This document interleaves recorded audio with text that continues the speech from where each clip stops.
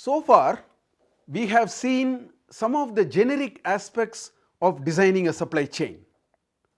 These ideas will be applicable to both manufacturing and service organizations. Since service organizations are somewhat different from manufacturing, there ought to be certain other aspects pertaining to services. So, we shall now focus on this issue. First of all, let us try to identify some of the differences between manufacturing and services from a supply chain management perspective. So, the question of interest to us is service supply chain any different from the manufacturing supply chain? So, from a supply chain perspective, two factors stand out in terms of uniqueness of offering services. First factor is what I call it as simultaneity. What I mean by that is, unlike product manufacturing, services are produced and consumed at the same time. For example, you can manufacture, let us say, iPod sets this month and sell it next month. On the other hand, healthcare services have to be provided only when the patient have a problem. There is no point in saying that next week I may get a headache, so let me consult a doctor now. That is not going to work at all. Restaurant can serve food only to hungry customers. I am not going to go to a restaurant if I am not hungry in the first place. So, there is no such thing as I will have some more food now because I will be hungry tomorrow evening, or I shall consult a doctor now for a possible headache next week. These things do not work in services. Whereas in manufacturing, you can produce in advance and you do not have to wait for the demand to fructify. That is what I mean by simultaneity. So, moment you talk of this simultaneity, what it implies is service production involves collaboration of service providers. There could be different types of service providers, suppliers of other services or resources needed for the design and delivery of these services, the service clients or the customers themselves. So, all these people need to collaborate.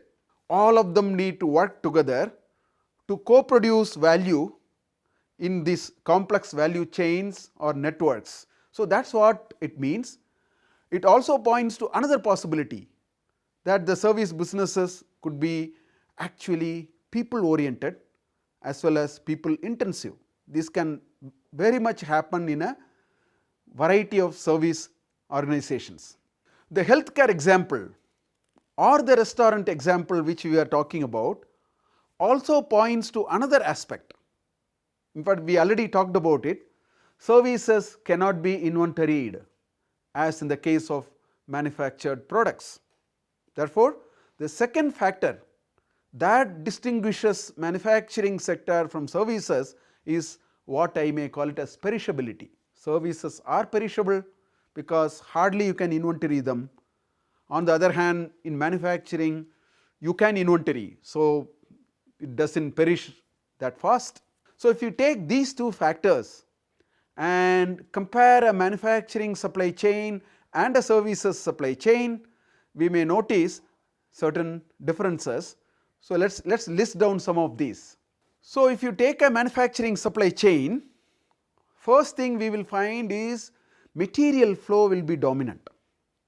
As opposed to that, in a services supply chain, the information flow may be dominant.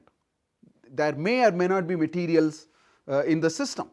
Just now we saw inventory in a manufacturing supply chain can spatially separate production and consumption. You can produce this month, consume next month.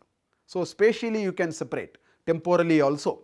Whereas simultaneity of consumption and production demands responsiveness in services.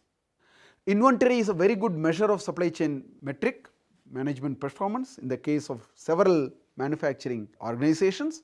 Whereas in the case of services, things like lead time is very, very important. Customers are going to wait. Customers are going to wait for getting their turn, complete their service and go. So, some time metrics are very useful. Technology can play a role in improving effectiveness in manufacturing, whereas in services since it is people oriented and people intensive business, that will have to play a role in improving the effectiveness. So, given these differences, we would like to know how these differences indeed influence certain aspects of services supply chain. So, we shall address this aspect in the next video.